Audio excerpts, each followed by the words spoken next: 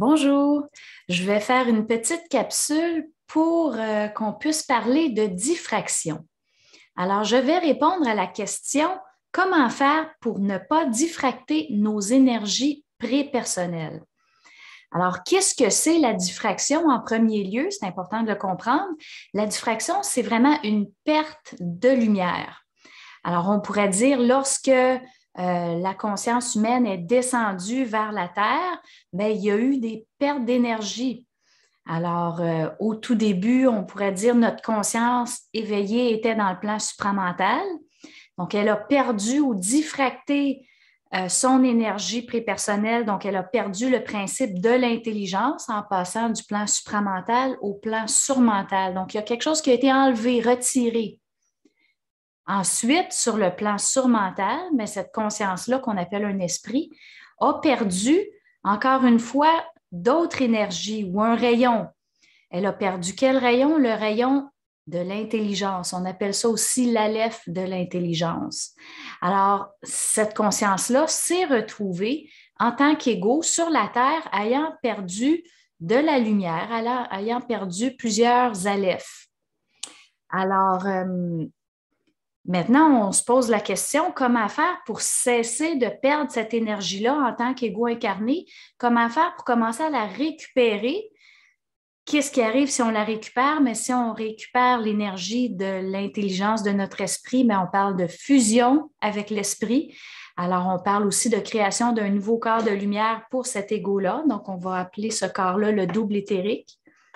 Et ensuite, l'ego va devoir récupérer le principe de l'amour du plan supramental. Lorsqu'il y parvient, il acquiert un nouveau corps subtil qu'on appelle le couple cosmique. Certains pourraient préférer l'appeler le corps supramental tout simplement. Alors, l'important pendant notre incarnation, c'est de dire, bon, ben, il faut prendre notre volonté et l'allier à l'intelligence de l'esprit, à l'amour de l'esprit universel pour pouvoir s'élever en vibration et sortir du cycle des réincarnations. On nous le parle depuis longtemps dans les domaines spirituels, on parle d'ascension. Le problème, c'est qu'on ascensionne depuis des vies, mais qu'est-ce qu'on veut dire par ça? Qu'est-ce que je voudrais dire par ça? C'est que les égos élèvent la vibration de leur corps astral. Donc, ils ascensionnent en astral, donc dans la vibration du plan astral, mais en restant prisonniers de ce plan-là, vie après vie après vie. Donc, pour sortir de ce cycle-là, il ne faut pas ascensionner en astral, mais il faut réellement élever sa vibration, changer de plan de conscience et s'élever vers les plans de conscience morontielle qu'on appelle le plan de conscience surmentale et ensuite le plan de conscience supramentale. Alors, on revient à notre question. Comment est-ce qu'on fait pour ne pas diffracter nos énergies prépersonnelles, donc le principe de l'intelligence et de l'amour, pour pouvoir aller conquérir la partie de notre psyché qui est sur ce plan-là. On pourrait dire aller conquérir notre lumière pour devenir plus grand en conscience. Puis évidemment, bien, quand on fusionne avec l'esprit, on devient immortel. Quand on fusionne avec l'esprit universel, on devient un éternel. La différence entre les deux, un immortel, c'est dans des lignes de temps. Donc, sur le plan surmental, il y a encore du temps. Tandis que sur le plan supramental, mais quand on parle d'éternel, c'est que nous sommes hors temps. Alors, on peut dire que nous vivons tous les temps en même temps, si on veut le dire ainsi. Mais ça serait mieux dit de dire, mais il n'y a pas de temps, c'est avant le début des temps. Alors, donc, on comprend que la diffraction, c'est une perte d'énergie. Sur le plan de l'ego, comment c'est vécu cette perte d'énergie-là? On pourrait dire que c'est une fuite psychique qui va colorer la personnalité de l'ego. Donc, l'ego ne peut pas supporter la lumière de son esprit. L'ego ne peut pas supporter la lumière de son esprit universel. Donc, elle diffracte, elle est perdue, rejetée. Elle nourrit des entités sur le plan astral, sur le plan surmental aussi. Donc, c'est dire, OK, cette énergie-là, je la perds, elle nourrit des êtres descendants, donc des entités astrales et surmentales, parce que tout simplement, je ne peux pas supporter mon énergie prépersonnelle. Si je ne peux pas la supporter, quelqu'un d'autre va l'utiliser et s'en nourrir. Et ces entités-là vont faire partie de ma personnalité subjective colorée, parce que j'ai besoin d'eux à l'intérieur de ma psyché, parce que je ne suis pas capable de contenir ma lumière. Donc, je tombe dans des mécanismes de fuite parce que je ne suis pas capable de supporter mon énergie. Mon énergie, on l'a dit, c'est l'énergie de l'esprit universel. Concrètement, si on veut être vraiment concret dans la matière, dans le quotidien, comment est-ce que c'est vécu, on va le préciser davantage, on va dire, OK, il ne faut pas que je diffracte ou que je perde mes énergies prépersonnelles, c'est-à-dire, il ne faut pas que je colore l'énergie qui rentre en moi, il ne faut pas que je la polarise. On va aller plus loin, mais il va falloir que je sois capable de vivre toutes les émotions sans les colorer, sans les réfléchir, sans les diffracter, si on veut revenir à ce mot-là. Alors, je vais prendre quelques instants pour vous parler de quelques émotions pour que vous puissiez bien comprendre qu'est-ce qu'on fait avec chacune de nos émotions. Donc, la première, on en parle souvent, cette fameuse colère. C'est quand même grand, cette colère-là. C'est important de comprendre la colère parce que ça fait longtemps qu'on ne la comprend pas. J'irais encore plus du côté des femmes. On nous dit « sois belle et tais-toi, c'est pas beau la colère ». Puis on a subi la colère de d'autres. On n'a pas tellement aimé ça parce que c'était des colères subjectives. C'était des colères colorées, des colères contre l'autre. Donc, on pourrait dire la personne qui nous a fait vivre ces colères-là, mais il y avait une entité qui interférait dans la colère. Donc, on s'est dit jamais je vais faire une colère comme ça contre autrui parce que j'ai payé le prix. J'ai trop payé cher, c'est pas supportable, supporter un feu qui vient nous brûler, le feu d'autrui. Alors, c'est pour ça qu'il y a beaucoup de difficultés pour beaucoup de personnes d'être capables de comprendre le rôle de la colère, donc comment on peut vivre une colère sans diffracter, sans brûler l'autre, sans subjectivité. Alors, évidemment, si je diffracte ma colère, bien, je vais blâmer l'autre, je vais blâmer l'événement, donc je vais brûler mes semblables. Donc, il y a toujours quelqu'un à blâmer quand il y a de la colère. On n'est pas content, on a une tension, mais on veut blâmer l'autre. Ça, c'est une diffraction. Donc, ça implique que j'ai des personnalités qui ne sont pas miennes dans mon aura, si on veut. Alors, ma personne réelle va pas être réelle. On va dire, il y a des interférences dans ma personne réelle. Donc, c'est là qu'on va dire l'ego est habillé d'une personnalité subjective parce qu'il n'est pas seul dans sa psyché. Alors, comment est-ce qu'on peut faire autrement que de blâmer l'autre, blâmer l'événement et de brûler autrui avec notre feu? Est-ce que le fait de dire, je garde tout à l'intérieur de moi, j'essaie de ne pas la sortir, ma colère, est-ce que c'est une solution? Non, encore une fois, ce n'est pas une solution parce qu'il y a des entités surmentales qui nous empêchent de rentrer dans notre colère pour qu'on ne fusionne pas avec l'énergie de notre esprit. Parce que la colère vient de l'esprit, ça c'est important de le comprendre. Donc, si je ne suis pas capable de vivre la colère de mon esprit avec ma parole, avec ma vibration, je vais être plafonnée, ce qui veut dire que je vais être vouée à vivre une réincarnation astrale encore et encore et encore parce que je ne suis pas capable d'intégrer le feu de mon esprit, l'intelligence de mon esprit. Donc, si je ne peux pas refouler cette colère-là ou la positiver, qu'est-ce que je peux faire alors? Alors là, l'aspect important pour dire, je ne diffracte pas, non pas envers l'autre, je ne diffracte pas en refoulant. Alors, il reste une solution, c'est le rapport de force. Ça, j'en ai parlé beaucoup dans différentes vidéos, dans mes ouvrages. Qu'est-ce que c'est le rapport de force? C'est d'être capable de diriger cette colère-là parfaitement. Donc, j'ai une tension dans ma vie, il y a quelque chose qui ne me convient pas. Cette tension-là génère la colère. Donc, mon esprit crée l'événement, il m'envoie la colère et j'envoie cette colère-là envers la cible la plus appropriée. C'est-à-dire quoi? On pourrait dire, ça pourrait être envers mon esprit. Donc, je lui renvoie le feu qu'il m'envoie. On peut dire, ouais, mais je ne peux pas envoyer de la colère à mon esprit. Pourquoi pas? Votre esprit, vous créez l'événement que vous vivez qui vous génère une tension. Ensuite, par exemple, j'échappe ma tasse de café ou de tisane sur moi, je me brûle. Je vais dire à mon esprit, mais pourquoi tu fais ça? Puis lui, il pourrait dire, mais je fais ça parce que j'ai envie qu'on commence à se parler. Là. Il serait temps qu'on commence à se parler. Tu réfléchis tout ce que tu vis. Tu as toujours quelqu'un à blâmer. Ah, ben c'est parce que telle autre personne m'a parlé, alors j'ai échappé ma tasse. Mais non, ça ne fait pas de sens. Donc, c'est de dire, bon, mais mon esprit a créé l'événement, j'ai échappé ma tasse de café sur moi. Alors, je retourne vers mon esprit, puis je lui dis, mais pourquoi tu m'as fait ça? Parce que notre esprit, c'est nous-mêmes, c'est lui qui crée l'événement qu'on vit sur un autre plan de conscience. Comme quelqu'un qui joue à un jeu vidéo avec sa petite manette, bip, bip, bip, ben, c'est un peu ça le rapport de l'ego et de l'esprit, ou on devrait dire de l'esprit avec l'ego.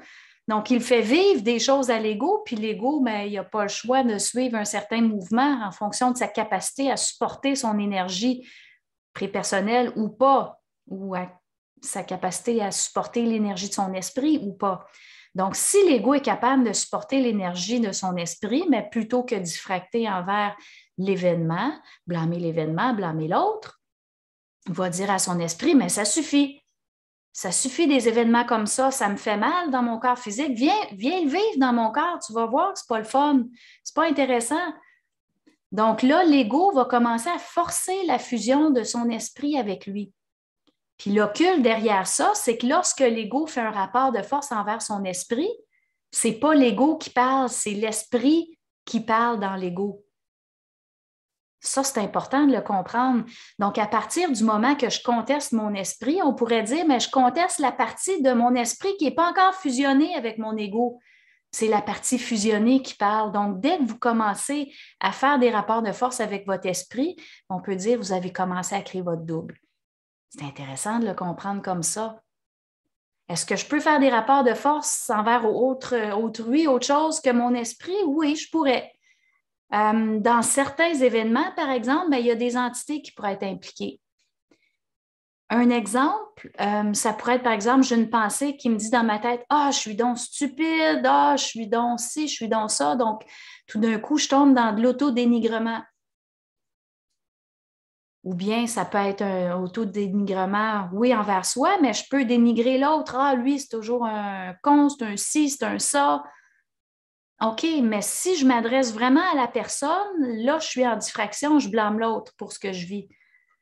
Mais si je blâme l'entité dans l'autre ou l'entité qui me dit que je suis stupide dans ma tête, oh là, c'est intéressant. Parce que je dénonce le viol psychique que vit l'être humain, que ce soit moi ou quelqu'un d'autre. On peut dire la masse mondiale, tous les êtres humains ou presque, subissent des viols psychiques. Donc, mon rapport de force peut être envers les entités qui violent la personne, puis dire, bien là, c'est assez. C'est assez de violer la psyché humaine. Est-ce que ça va changer quelque chose dans l'événement? Puis ça serait une belle question à poser par la suite. Si, par exemple, j'ai envie de dénoncer quelque chose que je vois dans la vie publique, une personne publique, je considère qu'elle diffracte, qu'elle est possédée ou chevauchée par une entité, mais je pourrais dire, bon, mais lâchez-la, cette personne-là, ça suffit. Si je réussis à retirer l'entité de cette personne-là, qu'est-ce qui se passe? Bien, cette personne-là peut encore avoir besoin de diffracter. Ah, ben oui. Donc, est-ce que c'est de l'ingérence? Est-ce que j'ai le droit de faire ça? Bien, si je le fais non pas à partir de mon ego, mais pour ne pas diffracter mon énergie prépersonnelle. Donc, je suis dans ma colère, je suis dans mon feu, plutôt que blâmer l'événement, blâmer l'autre, mais je vais aller dénoncer ce qui me crée une tension. Donc, cette dénonciation-là peut passer par la dénonciation d'une entité chez l'autre. Donc, dans ce cas-là, il n'y a pas de diffraction. Donc, il y a de l'intelligence, puis il y a beaucoup d'amour pour l'être humain qui est devant moi parce que je travaille à libérer sa psyché. S'il n'est pas prêt à se libérer, qu'est-ce qu'il va faire? Bien, il va aller chercher une autre entité. Donc, moi, j'en ai sorti une, mais il va aller en chercher une aussi. On pourrait dire, ouais, mais est-ce que ça sert vraiment à quelque chose? Bien, moi, si j'ai sorti une entité surmentale, par exemple, je la prends, je la sors du cosmos local tellement que j'en ai assez. Donc, parce que c'est les esprits, les êtres sur le plan surmental, qu'on les appelle les extraterrestres ou autres, ils sont immortels. Donc, on ne peut pas les tuer, mais on peut les sortir de l'univers local. Donc, si j'en sors un de l'univers local, puis j'en sors deux, puis j'en sors trois, puis j'en sors 30 000, bien, un jour, ça va être beaucoup plus tranquille dans notre univers parce que les êtres descendants vont être de moins en moins nombreux. Donc, qu'est-ce que ça implique? Bien, les êtres humains, éventuellement, ne pourront pas avoir recours à ces êtres-là. Donc, si les êtres humains ne sont pas assez évolués pour continuer sur la planète, bien, ils vont continuer sur d'autres planètes, dans d'autres systèmes. Donc, ils vont être retirés du système local. Donc, un jour, il y a certains individus qui ne pourront plus demeurer ici. Puis on pourrait dire que c'est déjà le cas.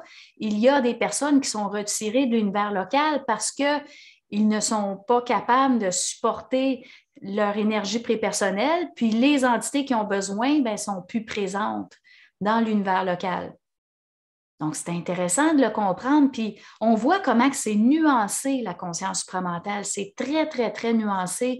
Donc, c'est vraiment important de comprendre ces fines différences-là entre de dire, ben, je fais une colère contre l'autre, contre la forme, ou bien je fais une colère contre mon esprit. Donc, je dénonce la partie de mon esprit qui n'est pas encore incarnée. Je lui dis, viens-t'en dans mon corps, on va le vivre ensemble. On va le vivre ensemble, ce feu-là, à travers ma parole, à travers mes actions, à travers ce que je fais.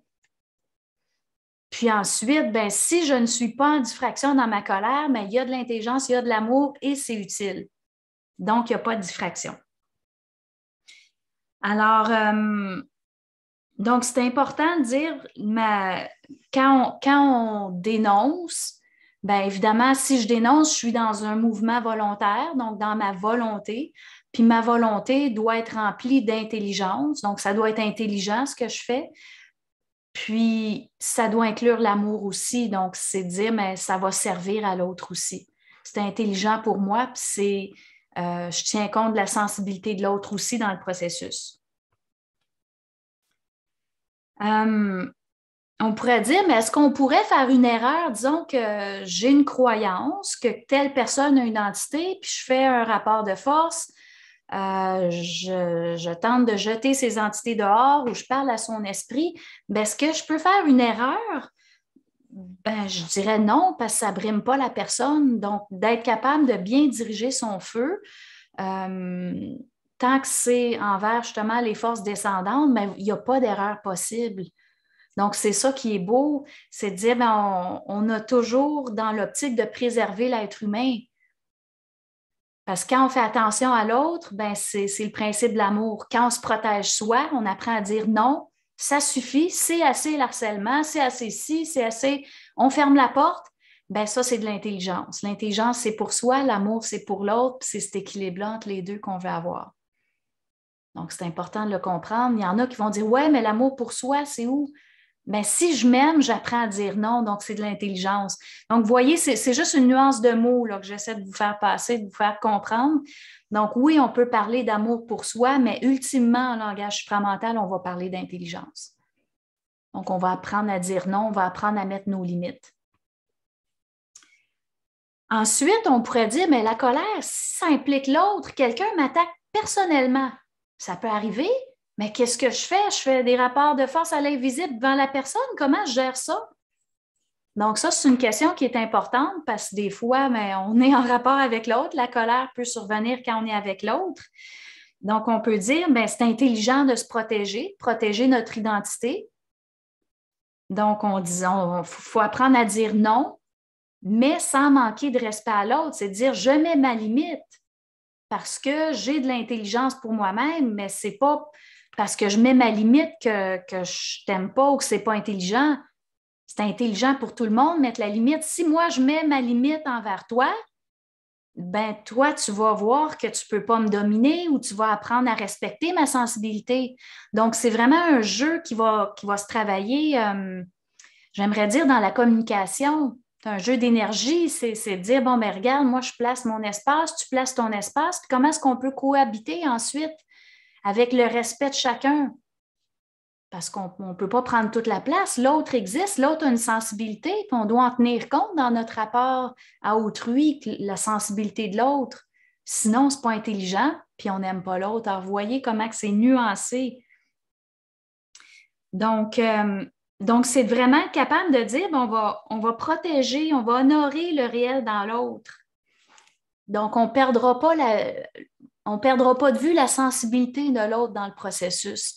Alors, oui, je peux dire non, je peux dire ça suffit, je peux être ferme, mais en même temps, c'est de jamais perdre de vue qu'il y a une personne qui a une sensibilité. Des fois, dans le dialogue, il faut apprendre à écouter l'autre, même s'il diffracte, puis dire, waouh, je ressens ta souffrance, puis je comprends que c'est difficile. Je pourrais dire, ouais, je comprends que tu as l'impression que j'en suis pour quelque chose, puis je réalise que j'ai été utilisée par mon esprit pour te mettre en initiation, puis moi aussi, ça me met en colère. Donc, on va apprendre à communiquer. C'est vraiment fondamental quand on est en rapport avec l'autre d'apprendre à communiquer. Donc, d'être capable de cerner le réel de ce qu'on vit plutôt que de tomber dans la polarité de blâmer l'autre, blâmer l'événement.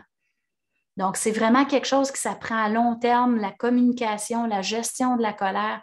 Surtout si vous avez une personnalité qui a beaucoup de colère, ça prend beaucoup d'années de pratique, ça prend beaucoup de regards sur soi pour parvenir à maîtriser cet art-là de ne pas diffracter la colère. Parce qu'on comprend que c'est un grand feu, la colère, c'est intense. Puis, il faut être capable de supporter ce feu-là sans justement déraper, sans perdre les pédales. Souvent, on va utiliser le terme contenir la colère. Qu'est-ce que c'est contenir? Non, ce n'est pas la garder à l'intérieur de moi puis de faire semblant que ce n'est pas là. Contenir, on parle vraiment, c'est de contenir dans le réseau de l'ego avec l'esprit. Donc, ça reste dans mon cycle. Donc, l'esprit m'envoie la colère, je lui renvoie. Donc, j'arrive à la contenir parce que je ne diffracte pas. Je deviens l'esprit en ne diffractant pas l'énergie de la colère. Donc, je vous avais dit qu'on parlait de plusieurs émotions. On va aller en voir une autre, la tristesse. La tristesse provient de la déchirure. Ça, j'en parle souvent. Donc, c'est vraiment du passage entre le plan supramental et le plan surmental. Donc, on a perdu le principe de l'amour. Ça l'a fait mal. Donc, la tristesse, c'est l'émotion qu'on va identifier comme étant sur ce point-là de déchirure, mais il y a aussi toutes les émotions qui en découlent ou qui sont environnantes à cette déchirure-là. On peut parler de quoi? On peut parler d'abandon. Je me sens abandonnée, je me sens rejetée. La solitude, la culpabilité, ben oui, j'ai-tu fait quelque chose pour perdre l'autre ainsi? C'est difficile. Donc, toute la souffrance de la déchirure vient habiller cette tristesse-là aussi qu'on peut ressentir. Alors, qu'est-ce qu'on fait pour ne pas diffracter la tristesse? Ben, c'est de la vivre tout simplement. La vivre tout simplement, oui. Est-ce que je blâme l'autre pour ma souffrance? Ben, si je n'avais pas vécu ça, s'il ne m'avait pas laissé, je ne serais pas triste. Non, non. Si l'autre m'a laissé, c'est que mon esprit s'est organisé avec l'esprit de l'autre pour que l'autre me laisse, pour que je sois capable d'intégrer ma déchirure, pour que je puisse intégrer cette énergie-là. Donc, si je blâme l'autre, c'est que je réagis psychologiquement, je n'ai rien compris, je ne comprends rien de la vie, je tourne en rond, je tourne en rond, je tourne en rond. Donc, un jour, il faut comprendre que les autres sont utilisés aussi pour nous amener à vivre certaines choses, à intégrer certaines choses pour nous-mêmes. Alors, si je vis de la tristesse, un sentiment d'abandon, de déchirure, qu'il y a un événement qui a provoqué ça ou pas, parce que des fois, il n'y en a même pas, on se sent tout croche puis il n'y a pas d'événement, ou c'est un petit événement, mais notre réaction semble complètement disproportionnée, mais c'est parce qu'on s'en va intégrer notre déchirure, tout simplement. Ce n'est pas parce qu'on n'est pas bon qu'on a perdu la tête. Donc, il faut le vivre. Alors, comment qu'on le vit? Ben, c'est la tristesse, on pleure. Puis, dans toutes ces émotions-là, souvent, ce que je dis aux gens, ben, juste identifier, mettez des mots sur ce que vous vivez. Ah, je me sens rejetée, je me sens comme si. Donc, le fait de mettre des mots, plutôt que juste dire je suis triste, on va définir la tristesse. Puis ça, bien, ça va définir votre déchirure. Donc, plus vous parlez, plus vous allez être capable de comprendre votre déchirure de quand vous êtes passé du plan supramental au plan surmental. Sinon, vous psychologisez, vous réfléchissez votre événement, puis c'est très difficile d'en sortir. Parce que, justement, on n'accepte pas de vivre. On se dit, ah, mais j'ai un problème. Dès que je me dis, ah, j'ai un problème, je n'y arriverai jamais, c'est toujours à moi que ça arrive, mais là, c'est une entité qui vous parle. Si vous êtes plutôt dans un état d'esprit disant, OK, je ressens ci, je ressens ça, bien, vous êtes plutôt en train d'intégrer une sensation de quelque chose que vous avez intégré. Donc, je ne suis pas en train de fuir la douleur. Puis c'est ça la grande difficulté pour beaucoup de personnes. autant qu'on voulait fuir la colère, soit en la gardant à l'intérieur, puis on la retient, on l'enferme, puis finalement, ben, on reste pris avec des problèmes inflammatoires par la suite parce que c'est un feu, hein?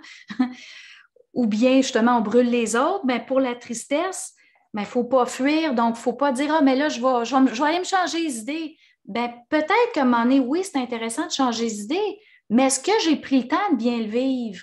Est-ce que je suis allée jusqu'au fond de ce que j'avais à vivre pour pouvoir en sortir par la suite?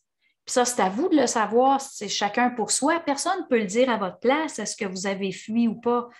C'est à vous d'être honnête avec vous-même. Est-ce que vous êtes allé jusqu'au fond de la question? Puis, la plus grande souffrance du monde, souvent, bien, elle est liée à la déchirure, donc à la tristesse. Dans les cas extrêmes, j'en parle souvent, c'est comme la personne peut avoir envie de se suicider tellement que c'est difficile. La personne a l'impression de vivre la plus grande souffrance du monde. Souvent, ben, je vais dire, ben, c'est comme s'il faut passer la sensation de se suicider ou de vouloir se suicider sans le faire. Donc, sans se faire piéger par les entités qui vont essayer de profiter de votre vulnérabilité lorsque vous êtes dans votre déchirure. C'est là qu'on dit, mais vous l'avez traversé, votre désert, parce qu'aucune entité n'a pu vous prendre en otage pendant votre moment de plus grande vulnérabilité. Donc, c'est comme ça qu'on la vit ou qu'on la traverse, la tristesse. Donc, très important d'apposer des mots sur ce qui monte, sur ce qui caractérise notre déchirure pour l'intégrer. Donc, voilà pour la tristesse. Quelle émotion qu'on pourrait voir aussi? Bien, la joie, pourquoi pas? La joie, d'où est-ce que ça vient? La joie vient du plan supramental. Donc, c'est toute la beauté, la splendeur. Il y en a qui aiment utiliser des mots nirvana, une sorte de perfection joyeuse. Émerveillement, c'est un autre mot qui pourrait être utilisé, un bien-être total, une sérénité absolue. Donc, ce seraient tous des mots là, pour parler de ce qu'on peut ressentir à partir du plan supramental. Donc, est-ce qu'on peut diffracter la joie? Bien, normalement, non, on la vit tout simplement. La seule chose, c'est de ne pas faire semblant d'être joyeux pour fuir. Tu sais. Donc, je suis triste, mais je fais semblant d'être joyeux, mais là, je suis en diffraction de ma tristesse. Donc, je fais semblant d'être content. Donc, dans le concret, c'est de dire, bon, mais l'important, c'est que, bon, il y a de la joie qui passe, c'est parfait. Puis, s'il y a de la tristesse qui est là ou de la colère, ben, c'est d'être capable de vivre ces états d'être-là. Donc, sans fuir. Mais est-ce que ça veut dire qu'il faut que je sois capable, disons, je travaille dans un restaurant puis je me sens triste ou j'ai de la colère, est-ce que je dois faire une scène devant tout le monde dans le restaurant? Ben non. Donc, moi, qu'est-ce que je ferais dans un cas comme ça? Je dirais à mon esprit, ben, on va se parler tantôt, toi. C'est quoi l'idée là, de me bouleverser comme ça pendant que je suis au travail? Attends, tantôt, là. On va se parler tantôt, donc ça peut être, on va se parler rapport de force ou bien ça peut être, ben, je vais prendre le temps de pleurer. Si après mon quart de travail, je rentre chez moi et je n'ai plus la colère, je n'ai plus la tristesse, ben, au moins, je vais avoir eu le contact avec mon esprit, je vais lui avoir dit, ben, on s'en occupe tantôt. Puis le tantôt, disons, je rentre chez moi, je dis, ben là, tu m'enlèves la colère, tu m'enlèves la tristesse. Ben oui, hein? C'est comme ça que tu marches, toi. Il va falloir qu'on se parle. Il va falloir qu'on accorde nos violons ensemble parce que ça ne marche pas. Donc, vous voyez comment tout d'un coup, je rentre en rapport de force avec mon esprit parce qu'il faut que j'éduque mon esprit tranquillement. Pourquoi je l'éduque? Parce que en l'éduquant, c'est la partie de mon esprit intégrée dans mon ego qui commence à instruire la partie de mon esprit qui n'est pas encore intégrée à mon ego. Donc, c'est tout ça, ce jeu qui se passe occultement, qui est important de le comprendre, de le vivre. Est-ce qu'il y a d'autres émotions importantes? Bien, je pourrais vous parler de la peur. La peur, c'est quand même quelque chose qui est assez occulte parce qu'on peut voir plein de versants de la peur. Il peut avoir, ben, j'ai peur, je fuis un serpent, un ours qui me court après, un cougar. Ben là, qu'est-ce qui arrive? C'est que j'ai eu d'autres vies, probablement. Je me suis fait attaquer par un serpent, par un crocodile. J'ai la mémoire à l'intérieur de moi qu'il y a une menace, ou j'ai la sensation dans mon corps physique et subtil qu'il y a une menace. Donc, je vais avoir le réflexe de survie qui va être la fuite. Donc, est-ce qu'il y a un problème avec ça? Ben non, va-t'en. Arrête de réfléchir ça. S'il y a une menace, ben c'est le temps de t'en aller. Puis par la suite, ben, on pourrait faire un rapport de force, dire à l'esprit, mais pourquoi tu m'as mis dans une situation comme ça? C'est pas possible, tu sais. M'emmener, il faut faire mieux que ça. Alors, il y a le premier réflexe. Donc, quand on est dans cette peur-là, ben, on s'enlève de l'endroit qui est dangereux, puis dans la mesure du possible, du moins. Puis ensuite, bon, ben, on règle nos différends là, par rapport de force s'il y a lieu. Ensuite, ben, il pourrait y avoir différentes peurs liées à nos croyances. Ça, c'est quand même intéressant. Ça serait quoi les croyances, les deux croyances principales? Je dirais la première serait la peur de la mort. Puis la deuxième, ça serait la peur de perdre sa liberté. C'est comme regarder tout ce qui se passe au niveau mondial, au niveau des sociétés, au niveau des pays.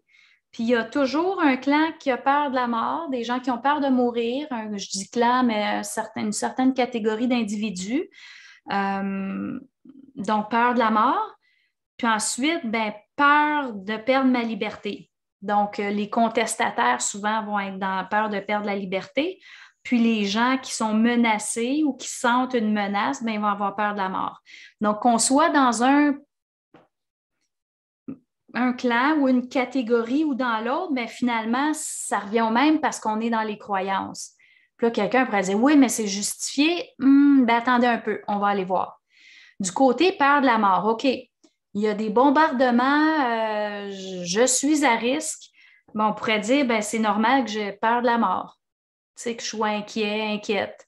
Donc, qu'est-ce que je dois faire dans des moments comme ça? Mais tout de suite, moi, je rentrerais en rapport de force avec mon esprit puis dire, est-ce que j'ai à m'inquiéter? Puis là, mon esprit va me dire, ben non, tu n'as pas à t'inquiéter, ou il va dire, déplace-toi, va à telle place, puis ça va aller. Donc, je vais commencer à parler à mon esprit pour être capable d'aller chercher mon sentiment de sécurité. Si la menace est constante, continue, ben, dès que j'ai peur, je vais recommencer à parler à mon esprit, même si à toutes les minutes, je vais le faire. J'en ai déjà fait l'expérience, donc je sais très bien de quoi je parle. C'est de dire, ben, on continue le rapport de force et on obtient les réponses de notre esprit au fur et à mesure. Donc, ça, c'est une façon de gérer la peur de la mort. Donc, on la transforme en communication avec l'esprit. Puis, ultimement, il faut comprendre que la mort, si on a un double éthérique, si on a vécu notre fusion avec notre esprit, mais on pourrait dire la mort n'existe plus, on est déjà un être immortel, même si un jour on délaisse notre corps physique, il n'y en a plus de problème. Parce que dès qu'on a un double éthérique, ben notre conscience continue dans le plan surmental avec notre corps surmental qu'on a créé. Donc, il n'y a plus de coupure comme il y avait dans le passé lorsqu'il y avait un décès astral. Il y en a qui l'appellent la mort noire. Donc, un décès où est-ce qu'on se retrouve dans le plan astral puis on oublie nos vies précédentes, etc. Donc, à un moment donné, ça, il faut que ça arrête. Comment que ça arrête? Mais par nos rapports de force. Donc, utilisez vos peurs pour rentrer dans des rapports de force, pour communiquer avec l'esprit, pour justement pouvoir prendre des actions qui vont être constructives. Donc, plus je tombe dans des rapports de force avec ce que mon esprit me fait vivre, bien, plus je crée mon double, puis moins la mort existe. Donc, c'est un peu ça l'idée. Donc, plus on avance en conscience, bien, moins la mort est un problème. Moi, il n'y en a pas de problème, je pourrais partir demain, il n'y en a pas de souci. Pourquoi? Mais je sais que la mort n'existe plus dans ma psyché parce que j'ai mon double, tout simplement. Donc, c'est vraiment, on va utiliser dans des cas comme ça la peur pour créer son double. Donc, si finalement on décède dans le contexte, on pourrait dire, j'ai tellement eu de stress puis de peur, puis j'ai tellement fait de rapport de force dans le processus, bien, j'ai créé mon double.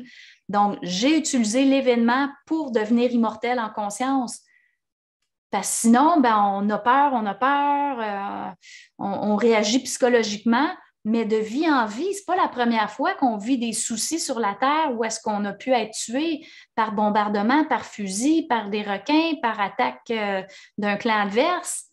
Ce n'est pas la première fois, mais un jour, il faut arrêter de mourir en astral puis revivre cette même situation-là encore et encore dans un pays différent, avec une société différente, avec une culture différente. Donc, on va commencer à utiliser cette peur-là pour créer le double puis dire, hey, là, c'est assez là, de me générer des tensions comme ça. Donc ça, c'est un bel exemple pour parler de la peur de la mort, puis ensuite peur de perdre sa liberté. Donc ça, c'est une autre grande peur de perdre notre démocratie, de perdre nos droits acquis. Puis ça semble fondamental, ça vient nous chercher très profondément. Pourquoi? Mais ça aussi, on l'a vécu dans d'autres vies, des dictatures où est-ce qu'on a essayé de s'en sortir. Finalement, on en est mort, on s'est retrouvé dans une autre vie où est-ce qu'on a eu à vivre ça. Puis ensuite, une autre vie, puis une autre vie. Comment ça qu'on s'en sort jamais? On conteste pour nos libertés, puis on les perd tout le temps en fonction des mouvements des sociétés, des karmas des sociétés. Donc, comment on fait pour s'en sortir? Bien, c'est de savoir que la plus grande liberté, bien, c'est la liberté psychique, c'est de ne pas être violé dans notre mental par des entités. Je pourrais être en prison entre des barreaux de chaque côté de moi, puis je reste un être libre parce que ma psyché est libre. J'ai un esprit avec qui je peux parler, puis si je décède, ben, je suis encore libre parce que c'est la conscience qui est libre. Alors, peu importe ce qu'on vit, il y en a qui disent « Ah, ben moi, si j'ai des enfants, je ne serai plus libre. » Attends, vraiment? Ah, c'est spécial. Tu sais, il y en a qui ont ce côté-là très, très fort, puis c'est de dire « Ben non, la liberté, c'est de ne pas être violé psychiquement. Tant qu'on est pris avec une liberté dans la forme, ben on est pris à mourir dans la forme et mourir astralement et revenir encore et encore. Donc, un jour, il faut être capable d'augmenter notre statut de liberté puis de dire, ben moi, ma liberté dépasse la forme, dépasse l'apparence de la forme. Il n'y a personne qui peut m'enlever ma liberté. Peu importe ce qu'ils font avec moi, avec mon corps, personne ne peut l'enlever parce que je suis déjà un être immortel, je suis déjà un être libre. Donc, c'est vraiment comme ça qu'il faut le voir. Donc, toutes les croyances qui mènent à des peurs, il faut être capable de les défaire, il faut s'élever en vibration et sortir de l'aspect psychologique de la vie qu'on vit tellement, tellement de vie en vie, de vie en vie. Un jour, c'est assez, il faut arrêter. Sinon, on va mourir en astral puis on va revivre encore la même chose. Puis encore, puis encore, puis encore. C'est à vous de voir ce que vous voulez vivre. Moi, je peux dire que je n'avais assez. Donc, un jour, on apprend à ne plus diffracter nos énergies. Donc, si je ne diffracte pas, mais je ne vais pas réagir psychologiquement face à la peur de perdre ma liberté ou la peur de mourir. Je vais être en rapport avec mon esprit. C'est vraiment ça qu'il faut apprendre à faire dans le processus. Quand on grandit en conscience, on apprend à parler à son esprit. On arrête d'être un être qui est juste sur une dimension, la forme, le 3D, là, puis il faut devenir des êtres multidimensionnels ici sur la Terre, en continu tout le temps. Donc, dès que j'ai une tension, mais c'est mon repère pour dire là, il faut que je sois multidimensionnel, il faut que j'arrête de rester pris dans la forme, il faut que je commence à parler à mon esprit, il faut que je vois est-ce qu'il y a des entités qui interfèrent, il faut que je comprenne la vie. La vie, ce n'est pas juste matériel. Si on enlève l'aspect de l'invisible à la vie, on ne comprendra jamais la vie. On va être dans la croyance de savoir la vie. Est-ce qu'il y a d'autres sortes de peurs? Mais je pourrais vous en nommer une dernière qui me vient. La peur de perdre l'autre. C'est intéressant comme peur aussi. Qu'est-ce que ça vient dire, la peur de perdre l'autre? Ben moi, je vois que je serais dans ma déchirure intégrée. Si j'ai peur de te perdre, ben là, je vais être j'ai peur d'être rejetée, abandonnée, la solitude. Donc, je vais vraiment être comme dans l'intégration de ma déchirure. Donc, on pourrait dire, ben, je suis dans l'illusion de la division, mais en même temps, on pourrait dire, ouais, mais on est tous un sur le plan supramental, mais dans la forme ici, effectivement, on est séparés. Puis cette séparation-là, charnelle, est très difficile. Donc, de dire, ben, j'ai peur de te perdre, c'est intéressant d'être capable d'en prendre conscience, de ne pas le nier, puis de dire, ah, mais ça m'amène à ma déchirure, à la sensation d'être séparé de toi. C'est quand même quelque chose, prendre conscience de ça, puis dire, ouais, ça a fait partie de l'initiation de la descente de la conscience dans la matière, qu'est de vivre cette peur-là de perdre l'autre. Mais ultimement, profondément, il faut savoir que la perte de l'autre est temporaire, est dans la forme ici, parce que oui, on va tous se retrouver tantôt, peu importe la perte dans la forme. Mais oui, je comprends qu'il y a quand même une souffrance parce qu'on vit cette situation-là karmique de par le fait même qu'on est incarné dans un corps humain ou est-ce qu'on est séparé de l'autre, on n'est plus dans une unité avec l'autre comme on le vivait quand nous étions des êtres solaires. Donc, c'est intéressant de le comprendre comme ça. Alors, je crois avoir fait le tour des émotions les plus importantes. J'espère que ça va vous aider à ne pas diffracter vos énergies, de vraiment comprendre la mécanique de vos émotions, comment ne pas diffracter vos émotions, comment ne pas fuir vos émotions, les renier, parce que les entités vont essayer très, très fort de positiver ou d'essayer de vous amener dans des croyances pour que vous ne puissiez pas vivre le réel de vos émotions. Donc, très, très, très important, c'est la clé. Donc, ne pas diffracter. Si vous faites attention, dès que vous avez un point de tension, de ne pas justement fuir ce qui est là, puis d'être capable de le vivre dans le rapport avec l'autre, dans le rapport avec vous-même, dans le rapport avec l'esprit. Donc, c'est tout ça qu'il faut apprendre dans le quotidien, à tous les jours. Donc, c'est vraiment, on va apprendre à gérer ça. Parce que la conscience supramentale, il faut être capable de la vivre dans le quotidien, concrètement. Sinon, ça reste une croyance, ça reste de la philosophie. Ça peut devenir une nouvelle religion, une nouvelle secte. S'il y a quelque chose qu'on ne veut pas que ça devienne, c'est bien ça. Donc, c'est vraiment dire, on va apprendre à le vivre plutôt que de rester dans des philosophies que nous n'appliquons pas. Il faut être capable de le mettre en œuvre. Alors, je vous souhaite une bonne journée, une bonne semaine et à la prochaine.